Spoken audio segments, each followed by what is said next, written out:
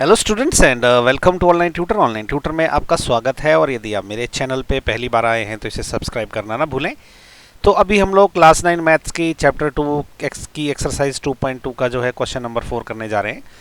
Question number 4 में इन्होंने पूछा है find the zero of the polynomial in each of the following cases. Okay, तो इन्होंने टोटल यहाँ पे हमें 7 पॉलिनोमियल दिए और इन्होंने बोला कि हर केस में हमें इस पॉलिनोमियल का जीरो निकालना है।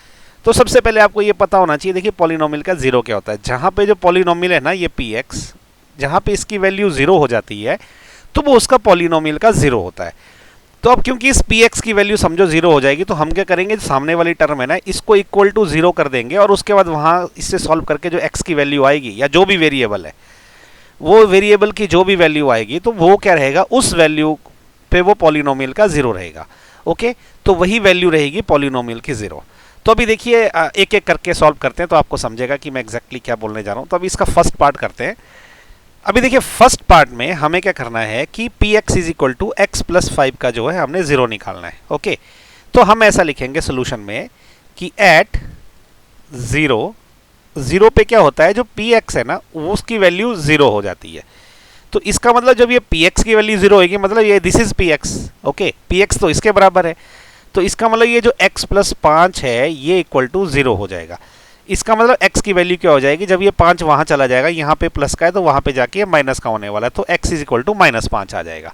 ओके, तो यही हमारा आंसर है। ओके, तो ये है वो x की वैल्यू जहां पे कि ये इस पॉलिनोमियल का जो वैल्यू जीरो हो जाती है, मतलब ये इस पॉलिनोमियल का जीरो है। तो हम आंसर में ऐसा लिखेंगे कि x is equal to -5 okay is zero of polynomial px। Okay, तो ये आंसर है, ये हमारा आंसर हो गया। तो ये फर्स्ट पार्ट हो गया क्वेश्चन नंबर 4 का। अभी सेकंड पार्ट करते हैं। अभी सेकंड पार्ट में इन्होंने क्या दिया, px is equal to x minus 5 दिया। तो जैसे हमने पिछले क्वेश्चन में किया था वैसा ही करेंगे कि एट जीरो पे क्या हो जाता है, px is equal to zero होता है। तो इसका मतलब ये जो x माइनस 5 है ये जीरो हो जाएगा क्योंकि px की वैल्यू तो यही है। तो इसका मतलब क्या होगा, जो x की वैल्यू रहेगी ये 5 जब उस साइड जाएगा, यहाँ माइनस का है वहां ये प्लस का हो जाएगा, तो ये +5 आ जाएगा। तो ये हमारा आंसर है। तो हम क्या लिखेंगे कि x is equal to 5 is zero of polynomial px। Okay, तो ये आंसर है हमारा। ठीक है, तो इसका आंसर है x इज इक्वल टू 5। अभी हम करेंगे थर्ड पार्ट। थर्ड पार्ट में है कि px is equal to 2x plus 5 दिया है। तो अब हम हमेशा की तरह ऐसा ही करेंगे कि एट जीरो पे क्या हो जाता है, ये जो px है इसकी वैल्यू जीरो हो जाती है। ओके, तो इसका मतलब px तो ये है, तो इसका मतलब कि 2x प्लस 5 जो है ये जीरो हो जाएगा। इसका मतलब क्या हो जाएगा कि 2x क्या हो जाएगा, जब ये 5 वहां जाएगा यहाँ प्लस का है तो वो वहां पे माइनस का हो जाएगा। Okay, which implies x is equal to, अब ये 2 जब वहां जाएगा यहाँ में गुणा में है तो वहां ये बटे में चला जाएगा, तो ये हो जाएगा -5/2। ओके, तो ये आ गया आंसर कि x इज इक्वल टू -5/2 जो इस पॉलिनोमियल का जीरो है। तो हम ऐसा लिख सकते हैं कि x is equal to -5/2 is zero of polynomial px। Okay, तो ये थर्ड पार्ट हो गया। अभी हम करेंगे फोर्थ पार्ट।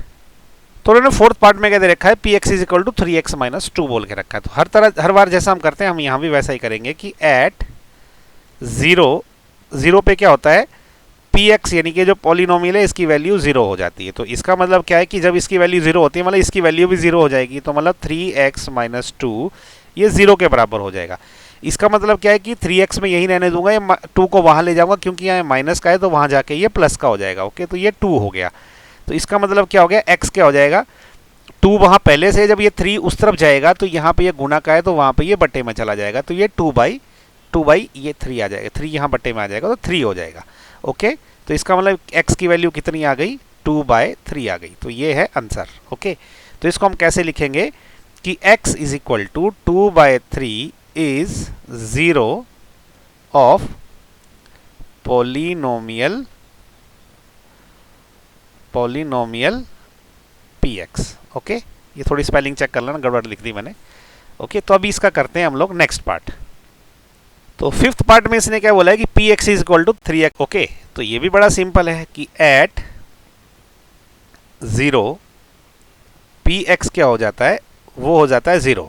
तो इसका मतलब पी एक्स की जगह पी एक्स की वैल्यू भर देंगे तो पी एक्स की जगह क्या होगा 3x इज इक्वल टू 0। इसका मतलब x की वैल्यू कितना आएगी, 3 जब वहाँ जाएगा तो 0/3 हो जाएगा। ओके, तो इसका मतलब x की वैल्यू आ जाएगी 0/3, तो 0 ही रहेगा। तो ये आंसर आ गया इसका। ओके, तो फिफ्थ पार्ट का आंसर हो गया x इज इक्वल टू 0। तो हम ऐसा लिखेंगे कि x is equal to 0 is 0 of polynomial px। Okay, तो इसके साथ फिफ्थ पार्ट भी हो गया। अभी सिक्स्थ पार्ट करते हैं। अभी देखिए सिक्स पार्ट में इन्होंने क्या दिया है कि p x is equal to a x बोला है, वहां पे ए की वैल्यू बोला कि ए 0 नहीं हो सकता। ओके, तो अगेन जैसे हम हर बार कर रहे हैं, हम क्या करेंगे कि at 0 p x is equal to 0। ठीक है, 0 पे जो क्या पी एक्स की वैल्यू 0 हो जाती है। इसका मतलब क्या हो कि यहाँ पी एक्स की वैल्यू क्या है, ए एक्स है, तो ए एक्स क्या है वो 0 हो जाएगा। अब देखिए कोई भी चीज 0 कब होती है, जब दोनों में से कोई भी एक चीज 0 हो। तो इन्होंने क्लियरली बोला है कि ए तो 0 नहीं है, तो इसका ए 0 नहीं तो एक्स ही 0 होगा। या हम इसको ऐसा भी लिख सकते हैं कि एक्स इज इक्वल टू ए को वहां ले जाएंगे तो ये बट्टे में चला जाएगा, तो 0/a हो जाएगा। एक्स की वैल्यू हो जाएगी क्या हो जाएगी कि 0 के बट्टे में कुछ भी रहेगा तो अल्टीमेटली वो 0 ही होता है। तो ये इसका आंसर आ गया, एक्स इज इक्वल टू 0। ठीक है, तो हम क्या लिखेंगे कि x is equal to 0 is 0 of polynomial px। Okay, तो ये इसका आंसर हो गया। अब इसका सेवंथ पार्ट करते हैं। अब ये सेवंथ पार्ट में इन्होंने बड़ी लंबी सी स्टेटमेंट दी है, तो इसको पढ़ के कंफ्यूज नहीं होना, तरीका वही है करने का। इन्होंने लिखा कि p x is equal to c x plus d, c is not equal to 0, c and d are real number. Okay, तो ये बोलना चाह रहा है कि इसमें आप सी की वैल्यू 0 नहीं ले सकते, सी और डी जो है वो रियल नंबर है। रियल नंबर आपको पता है क्या होते हैं, है ना, आपने ऑलरेडी पढ़ रखा है चैप्टर 1 में। एनीवे वो इंपॉर्टेंट नहीं है, लेकिन करना कैसे क्वेश्चन वो मैं आपको बताता हूँ कि अगेन वही लिखना है एट 0। जहाँ पे 0 होगा ना तो वहाँ पे जो पी एक्स है, ये जो पॉलिनोमियल है वो 0 हो जाता है। तो इसका मतलब पी एक्स जब 0 हो जाएगा तो ये सी एक्स प्लस डी भी 0 हो जाएगा। तो मैं लिखूंगा सी एक्स प्लस डी जो है वो 0 हो जाएगा। इसका मतलब क्या हो गया कि ये जो सी एक्स है ये क्या हो जाएगा, जब ये प्लस डी है जब ये वहाँ जाएगा तो ये माइनस का डी हो जाएगा।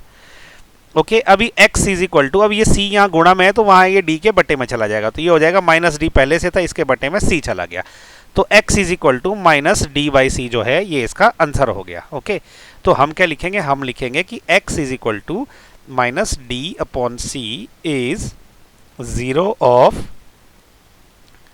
Polynomial px। ओके, तो ये इसका आंसर है। तो आपके क्वेश्चन ऐसे करने हैं। ओके, तो इसी के साथ जो है ना सेवंथ पार्ट भी खत्म हो गया, और इसके साथ क्वेश्चन नंबर 4 जो है वो पूरी तरह से खत्म हो गया। और नॉट ओनली क्वेश्चन नंबर 4, इसके साथ जो एक्सरसाइज 2.2 भी खत्म हो गई है। तो मुझे उम्मीद है कि आपको मेरे वीडियो पसंद आ रहे हैं। अगर पसंद आ रहे हैं तो प्लीज़ लाइक शेयर और सब्सक्राइब ज़रूर करें। और अगर कुछ डाउट आ रहा है या कुछ कन्फ्यूजन है तो नीचे कमेंट करें। कमेंट तो आपको खैर हर हालत में करना है, क्योंकि अगर जब तक आप कमेंट नहीं करोगे तो मुझे ये समझ नहीं आएगा जो ये मेरे वीडियो है ये आपके लिए यूज़फुल भी है या नहीं है।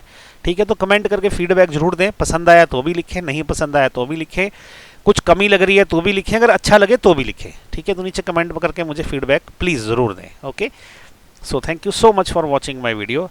Thank you.